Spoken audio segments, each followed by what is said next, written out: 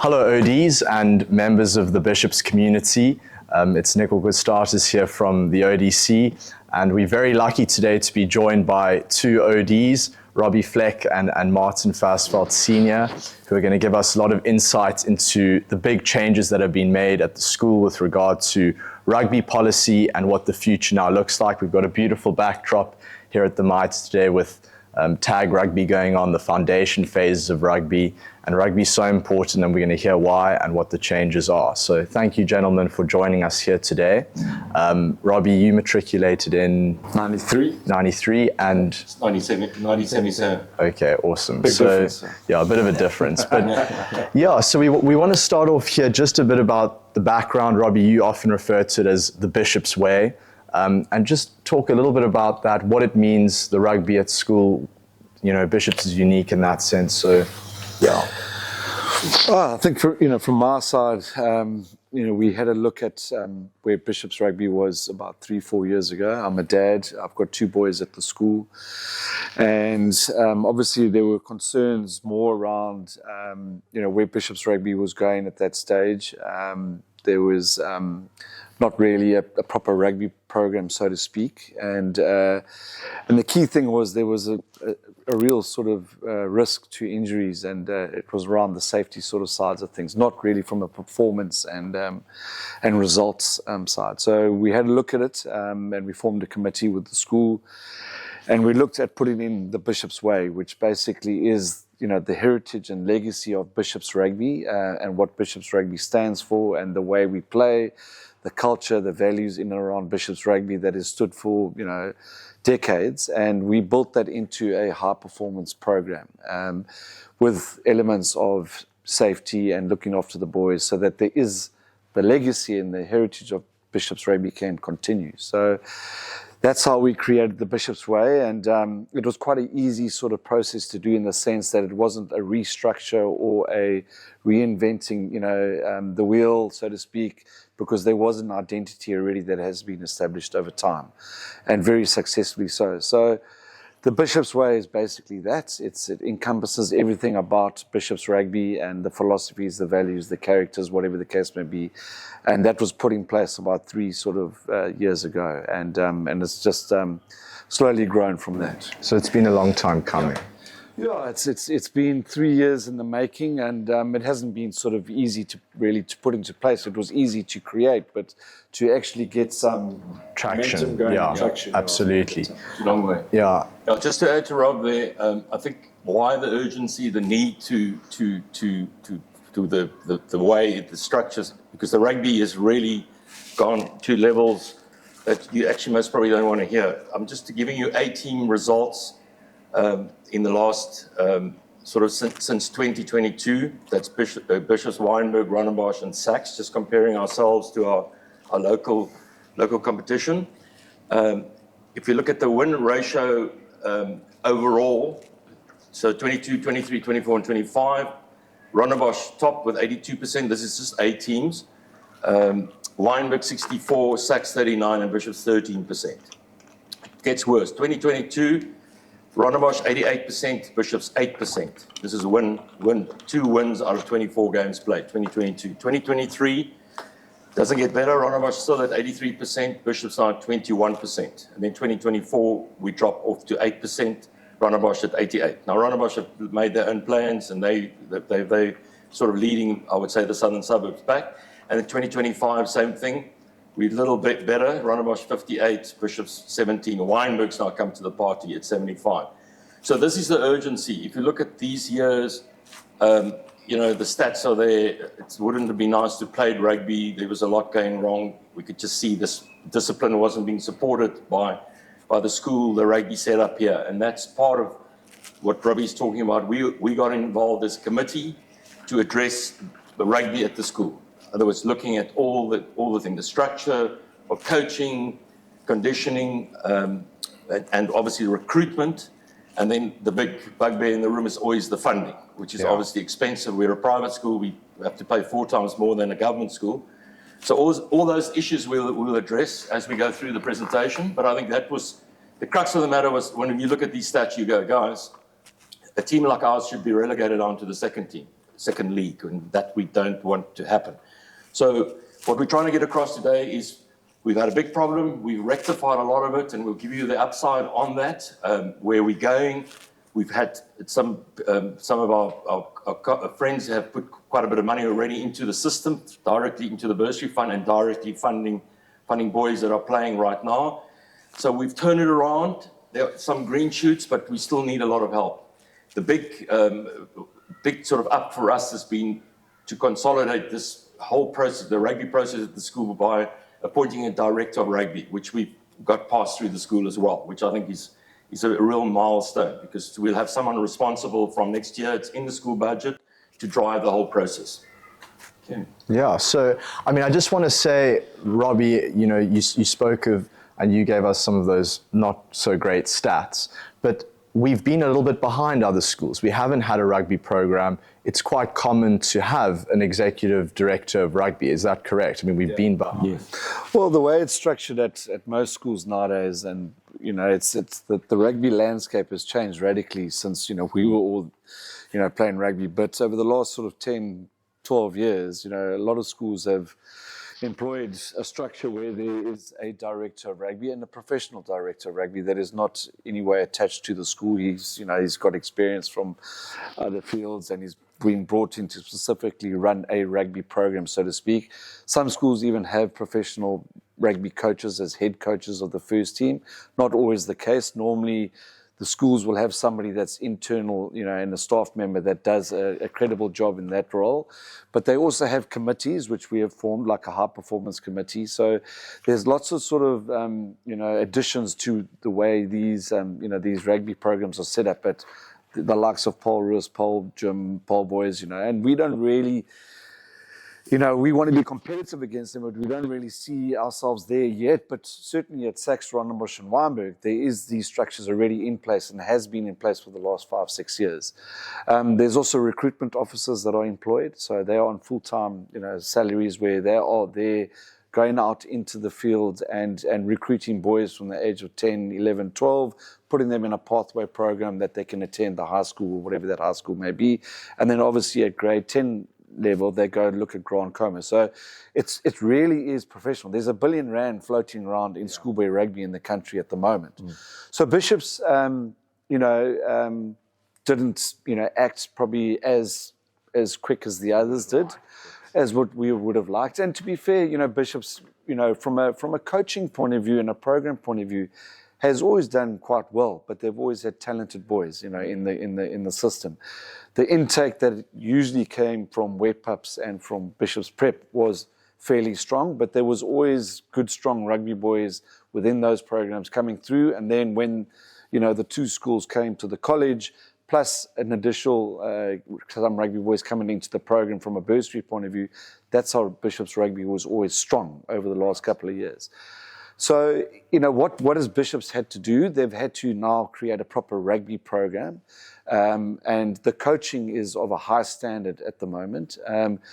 As Martin says, the school has now agreed to bringing in a director of rugby, which is very much needed to run a program. Independently. Yes, he will be, you know, he won't be an internal appointment, i.e. he won't be a staff member. He'll be a professional director. He or she will be a professional director of rugby that's going to come into the system. Yeah. But they will work with the Bishops Way, the program that is already existing, and the coaching structures. It starts from next year. And it starts from next year, the 1st of Jan. So there will be an interview process that's going to happen now. And as Martin says, that's in the school budget for next year. So that the school is committed to that. But, you know, that the program is solid, okay? But what has been missing is recruitment. And Bishops hasn't specifically recruited top-line rugby boys for the last couple of years. Hence the results, and hence, you know, a lot of teams suffering. And where the other schools have just gone on another trajectory in terms of bringing in 10, 12 boys per year at grade 8 level to strengthen their rugby program, Bishops has probably gone at 2 or 3 boys. Yeah. So the future, so it's never really been, you know, the way Bishops play rugby or the way that they are coached or the program itself, because that is, you know, it's quite strong. Yeah. It's been about, you know, not enough boys coming into the system, and that the intake from where perhaps the 2 feeder schools hasn't been strong enough over the last couple of years. And I just want to jump in there. I mean, the school has committed to this. They've signed the contract. I mean, you must give a bit of detail there. But, you know, so we've got an executive director coming in, but has rugby been outsourced, or is it still, you know, what is the new structure that the school It's got its own entity, but it links very strongly with the school. There's certain things that have to, the rugby call it committee, high performance committee, we have to adhere to the school. Number one, a kid has to qualify academically to come into the rugby program. So the school will first interview the kid, the prospect kid, look at everything, and then if it's good enough, then we'll put the prospective kid through a whole sort of a program here for fitness, agility, flexibility tests, and then once those two marry,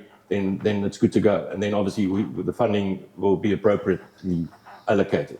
But just to come back to the contract, which is very important, it's a mutual cooperation agreement. That's to answer the question, right? Between the school, Bishops, the school, and the Bishops High Performance Rugby Committee. Okay, and then the committee, let me just go there first, is quite an independent. It's the master teacher in charge of rugby at the school. So he represents the school on that committee. He's very strong. So that would be Ronald Jacobs. Yeah, Ronald Jacobs. Then from the High Performance Rugby Committee, it's Robbie Fleck at this stage. Depending on how things go forward with the professional entity we're looking at, whether Robbie applies or does that job, but he represents the High Performance Rugby, the operational side of things. Then we have a representative of the Bishops Rugby Supporters Club, which is important to everyone. It's mostly parents and that support their kids, and Saturdays they have Supporters Club, we have fundraising, there are lots of good things, and we have a representative from that entity, who's Ian Ma. Dr. Ian Ma, Ian Ma, an OD. OD, and he's resigning now to come and join us on the R committee because Nik Durant, his son's still playing, and Ma is finishing school. So that's a change. And then we have a representative from the OD union, Richard Neville. Richard Neville is on that committee, and then I'm an independent, as they call it, a suitable experience of running of investments funds, which we do.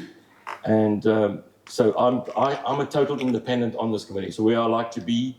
And I can play my role. Mostly it's going to be driving fundraising for the bursaries, also helping the guys recruit, whatever the case is. So I'm totally independent. I work quite closely with the school.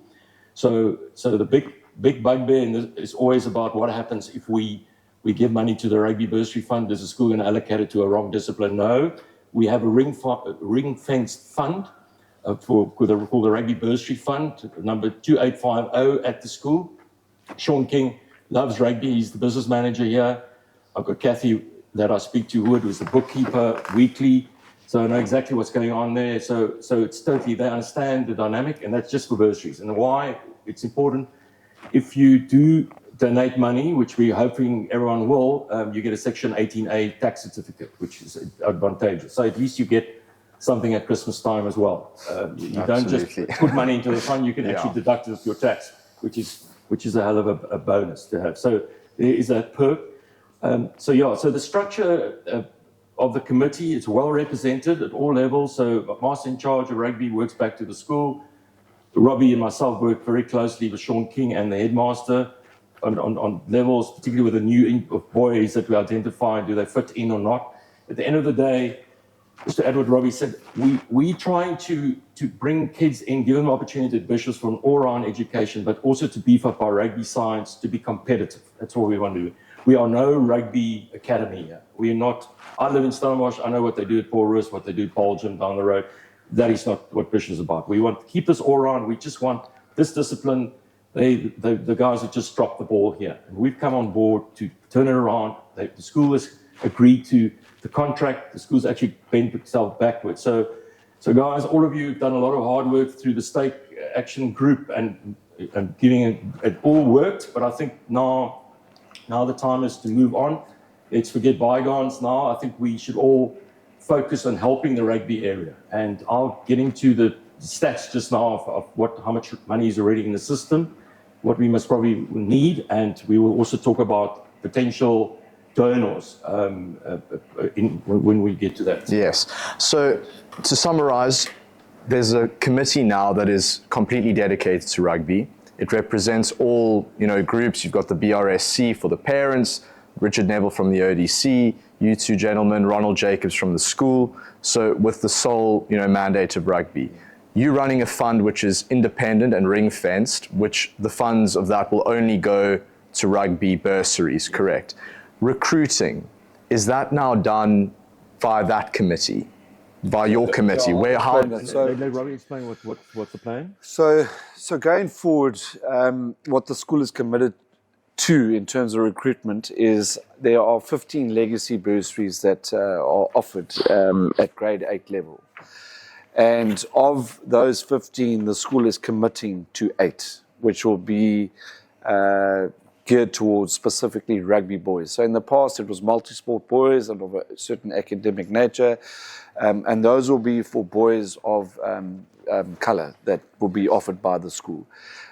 We would then, and that is a clear indication by the school to us that they are taking rugby seriously and that they want to strengthen the rugby program. So that hasn't been the case in the past. So that already gives us something to work with, in terms of the recruitment strategy.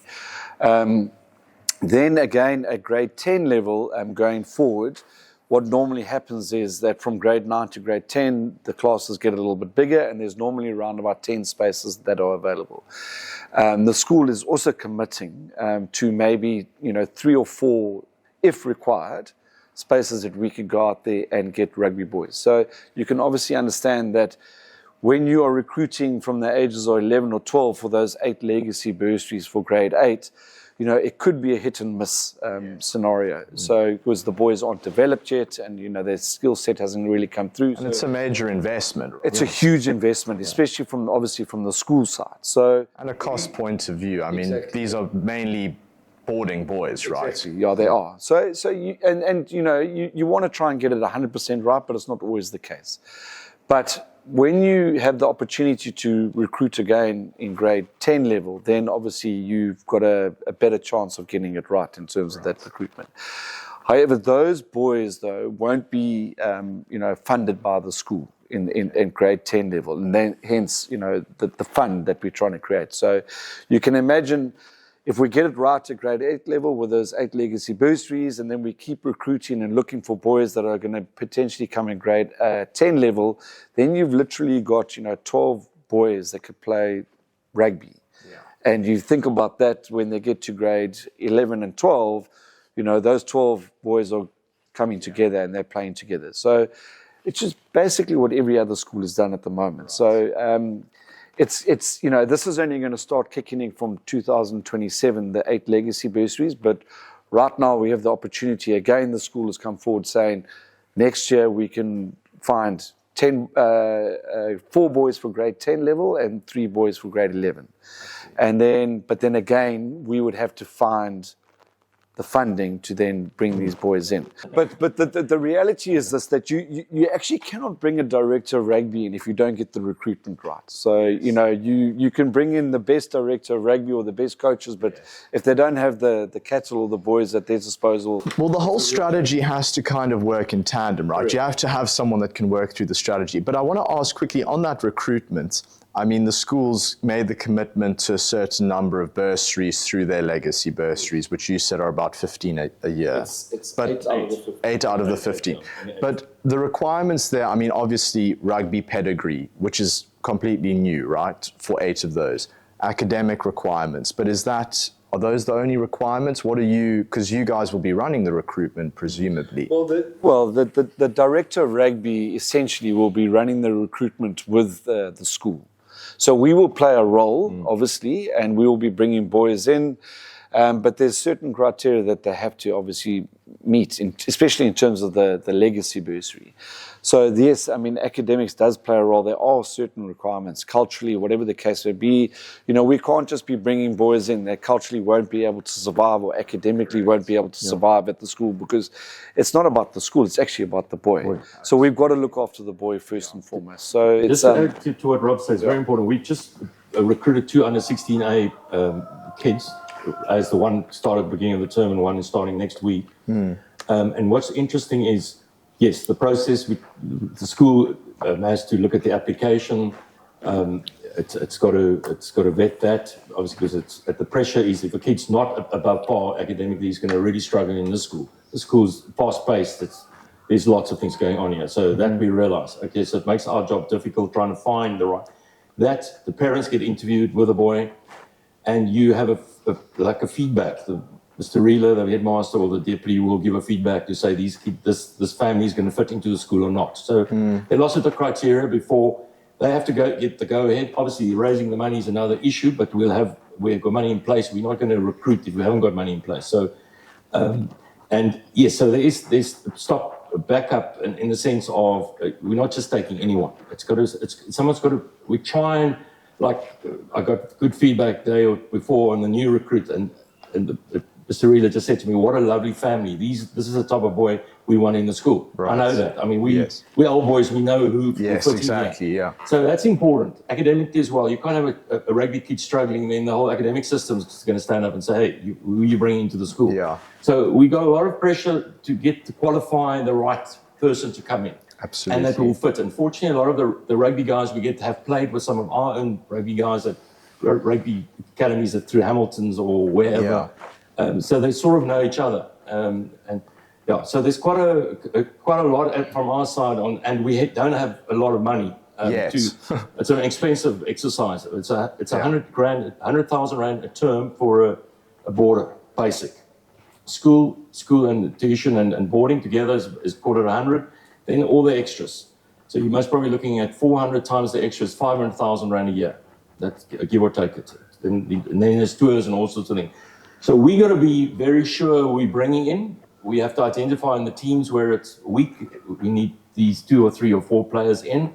That's important. Then we go through the process with the school. It gets vetted. Yes, then we look at the money. And that's where we'll talk about the bursaries. Maybe we want to switch to that quickly. Yeah, absolutely. We can. Yeah. So currently, as Robbie said, what's in the school system, we got 4 assisted boys last year in the under 14. This year's under 14A, and they're doing very well. We've got the high performance rugby committee's structure and coaching there, and they had a win against Paul Boys High, away, and against Rondebosch. Just to give you an idea, because the structure at under 14A works very well, and the recruitment, just as a thing.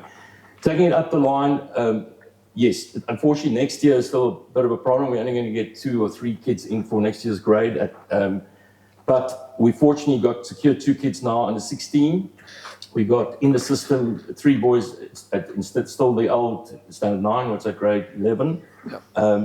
So we'll have at the top level, right now we've got 6 boys that are, grade 10, 11, 12, 2 play in the under 16, the rest play in the first team. We've got private funders. So at this stage, just to get this process going, there have been very good old boys in the system, including myself, who've come to the funding party. So 6 of us, we've got 6 boys that are in the school system now being funded. That's right. The extension really of the Rugby Bursary Fund, where it's direct funding. We fund them by the school's invoice. But the big area that I really want to appeal to everyone today is in the Bursary Fund. The Rugby Bursary Fund is where I'd like the wider OD network people to support us. And as I said to you earlier on, this fund is ring-fenced at the school. You can hear now we've got a professional director of rugby driving. We've got the process. We've got lots of things going on. And ongoing, we're going to need funding. And I think this Rugby Bursary Fund that's ring-fenced, that's where we need. We've got 12 donors in the system, and we've got one that person that gave us added 500,000. So we've got about 650,000 odd in the straight bursary fund. The rugby discipline, the 6 sponsored kids right now in the system, that's worth 2.5 million rand plus. So between 2.5, which has been those guys have been fantastic to help the system around. And they are mostly old boys. They gave to this fund, not to the general one, but it's good. So if you take that plus we've got in the system, we've most probably got about 3 million rand already committed just by starting the process. Myself and Robbie and the initial committee, we sat around a table inside there a year or so ago, and we thought, gee, we want to do all these things, but we need the money. Yeah. So I've got a few guys who've been very good just to get the thing going, and you can already see at first team level, the guys who are boarding and making a difference. The guys the 16A beat Weinberg last weekend, they're already doing nicely. The 14. So there are a lot of things that are happening. There's green shoots.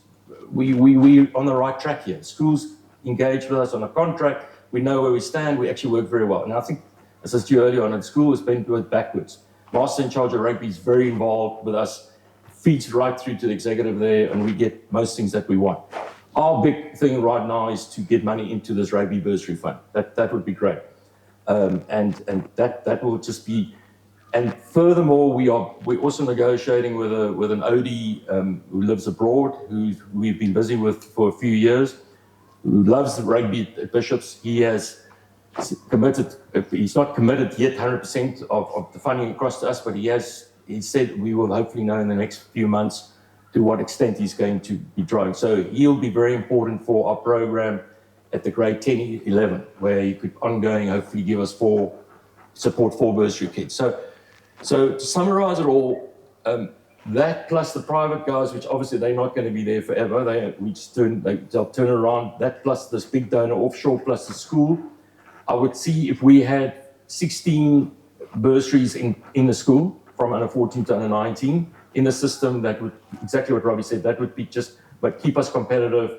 We will have very good years. And the problem for us, the big problem's been the feeding from the prep school, particularly wet pups have had a few weak years. They're better this year. So next year, the under 14 will get better from the prep school. Not so good this year, but the under 12s, 11s, and 10s at the prep school are actually very competitive sides. So there is like a green shoot of players that will come through. So, and if this program works like the way we want to do, we will just naturally attract people back to Bishops as well. But for now, with our crisis and what we've gone through, we think we put everything in place.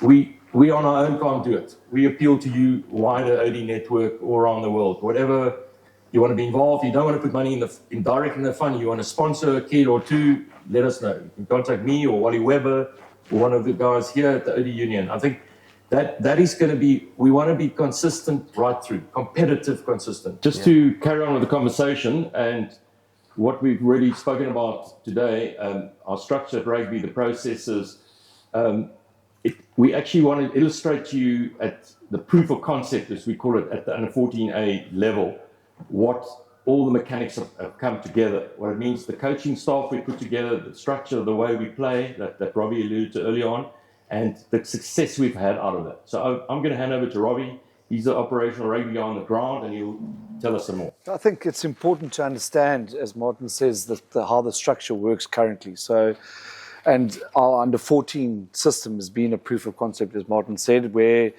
we've got a high performance manager who reports into the high performance committee, and his job is to really align himself with the Bishop's way, the way we train, the way we play, and getting that through into that age group. Then what's then is the next step in the structure is that the A-team coach is a staff member at the school. So he's an academic staff member where culturally, and values-wise, he understands, what Bishops is, and he ensures that the boys are, from a cultural point of view and a values point of view, are, aligned and disciplined and whatever the case may be.